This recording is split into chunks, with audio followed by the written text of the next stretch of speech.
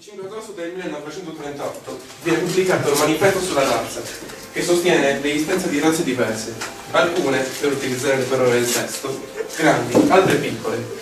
In Italia la maggior parte della popolazione, sempre secondo il manifesto, era di origine ariana, e perciò si invitavano i cittadini italiani ad essere francamente razzisti e a sentirsi parte di una società italiana, che non comprendeva ebrei e altre razze come per esempio quella africana. La mostruosità di questo testo sta nel fatto che ben 10 scienziati firmarono il manifesto, comprovandone agli occhi della popolazione la veridicità. In seguito verrà stabilito, secondo canoni puramente razzisti, chi è da considerarsi ebreo e quindi soggetto a vari provvedimenti come l'allontanamento dai luoghi pubblici, le missioni a scuole, sia pubbliche sia private, come studente o insegnante. L'assistente alla cattedra di patologia generale all'Università di Roma. Il professore incaricato di antropologia all'Università di Firenze, il direttore della clinica neuropsichiatrica dell'Università di Bologna, presidente della Società Italiana di Psichiatria, l'assistente nella clinica pediatrica dell'Università di Milano, l'assistente alla cattedra di antropologia all'Università di Roma, il direttore dell'Istituto di Patologia Speciale Medica dell'Università di Roma, l'assistente alla cattedra di zoologia all'Università di Roma. Guardate, abbiamo dei riscontri positivi. Perfetto, abbiamo trovato le prove che cercavamo, anche qui abbiamo buoni risultati. Ora non ci resta che pubblicare la tesi. Aspetta, e se scatenassimo qualcosa più grande di noi? Silenzio! Non lo facciamo per noi, lo facciamo per la scienza.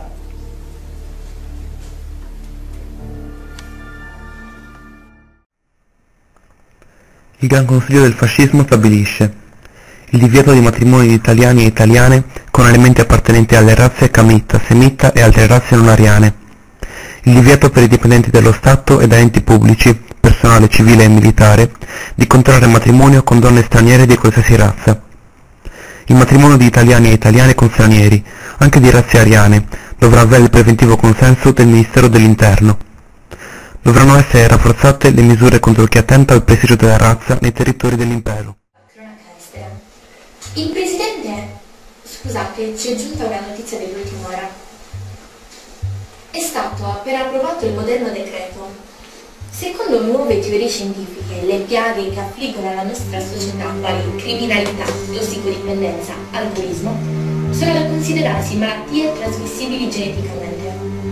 Lo Stato, per preservare la sicurezza dei cittadini, ha previsto un piano di pulizia che prevede la rieducazione da parte di una commissione specializzata per i soggetti che, per discendenza materna o paterna, presentano le patologie precedentemente indicate. I soggetti verranno condotti dalla commissione straordinaria in strutture specializzate, dove seguiranno precisi programmi di rieducazione. Secondo il seguente... Ehi mamma, sono tornata. Stavo pensando, siccome domani non ho scuola, potevamo andare a trovare papà in carcere. Mamma, che succede? Mamma, aprite! Aprite! Non lascerò più di voi, non mi hanno promesso, non lascerò. A qualsiasi ufficio o di impiego nelle scuole di ogni ordine e grado, pubbliche e private, frequentate da alunni italiani, non possono essere ammesse persone di razza ebraica. Mia.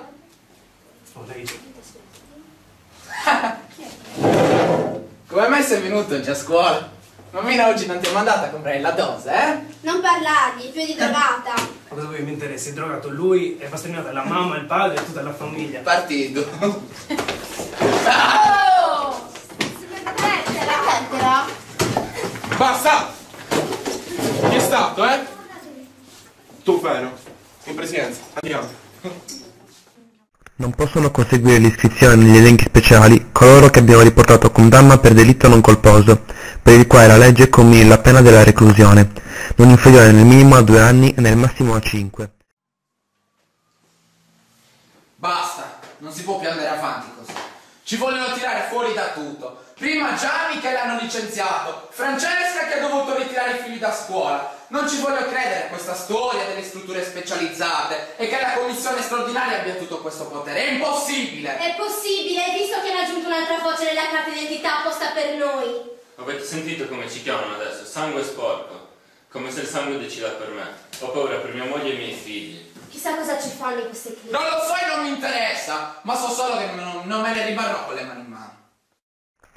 I componenti della commissione sono nominati con decreto reale, su proposta del Ministro per la Grazia e Giustizia. Essi durano in carica 3 anni e possono essere confermati.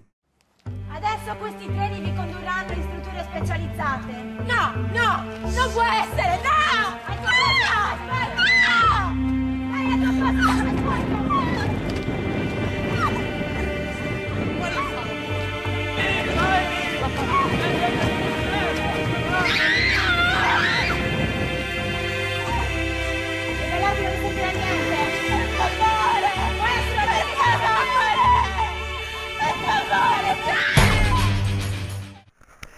L'Istituto Nazionale di Previdenza dei giornalisti italiani, Arnaldo Mussolini, provvederà alla cancellazione dei predetti giornalisti dagli elenchi dei propri iscritti, alla liquidazione del fondo di previdenza costituito a suo nome. Buonasera, edizione straordinaria. Ci stanno riferendo che in tutta la nazione gruppi di sangue sporco si stanno ribellando al trasferimento nelle strutture specializzate. La commissione straordinaria cerca con fatica di ristabilire la calma infranta. Questi rivoltosi che hanno nel sangue la violenza. Al diavolo! Combattete per l'amore del cielo, non fatevi condizionare da questa commissione straordinaria. Portatela via! Non ho capito che ci stanno una inculcando pazza, idee disumane. Stanno cercando di eliminarvi tutti. Portatela via! Gli stranieri ebrei che, alla data di pubblicazione del presente decreto legge, si trovino nel Regno, in Libia e nei possedimenti dell'Egeo, e che abbiano iniziato il loro soggiorno posteriormente all'11 gennaio 1919, debbono lasciare il territorio del Regno, della Libia e dei possedimenti dell'Egeo, entro 6 mesi dalla data di pubblicazione del presente decreto. Coloro che non avranno ottemperato a tale obbligo entro il termine suddetto saranno espulsi dal Regno a norma dell'articolo 150 del testo unico delle leggi di PS, previa l'applicazione delle pene stabilite dalla legge.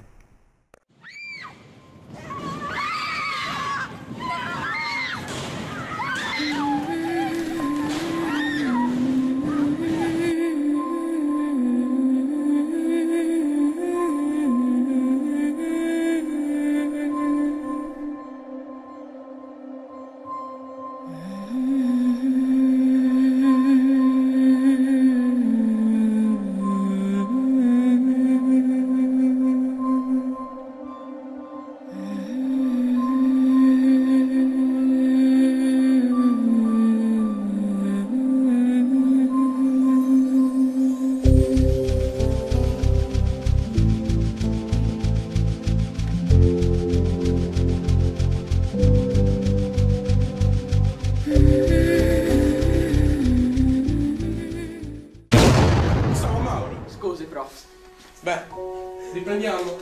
Dunque, parlando di professioni quali per esempio quella di giornalista, di ostetrica, ma anche quella di avvocato, procuratore, che sono anche ingegnere, ragioniere e così via.